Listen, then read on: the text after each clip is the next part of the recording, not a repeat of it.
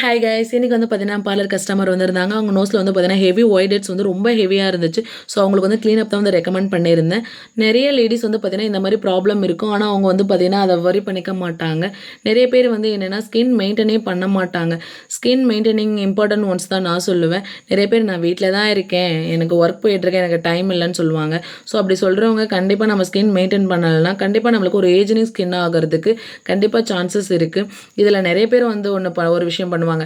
Skin maintain பண்ணாமல் வச்சுருந்து damage பண்ணிட்டு வருவாங்க. அதுக்கப்புறம் பார்லருக்கு வந்துட்டு, சிஸ்டர் எனக்கு வந்து ஸ்கின் இந்த மாதிரி ஆயிடுச்சு, இதனால் என்ன பண்ணுவீங்களே தெரியாது, எனக்கு வந்து ஸ்கின் நல்லா க்ளோவாக இருக்கணும், எந்த டேமேஜும் இருக்கக்கூடாது அப்படின்னு சொல்லிட்டு சொல்லுவாங்க. அது கண்டிப்பாக இம்பாசிபிள் தான். ஸோ நம்ம ஸ்கின் மெயின்டைன் பண்ணுறதால நம்மளுக்குள்ள செல்ஃப் கான்ஃபிடென்ட் கண்டிப்பாக கிடைக்கும், ஒரு ஹாப்பினஸ் இருக்கும், க்ளோனஸ் கண்டிப்பாக இருக்கும். ஸோ இப்போ வந்து பார்த்தீங்கன்னா உங்கள் ஃபேஸ் வந்து பார்த்தீங்கன்னா ஆஃப்டர் பிக்குக்கும் பிஃபோர் பிக்குக்கும் உங்களுக்கே வித்தியாசம் தெரியும். ஒயிட் ஹெட்ஸ் எல்லாமே நான் ஃபுல்லாகவே ரிமூவ் பண்ணிட்டேன்.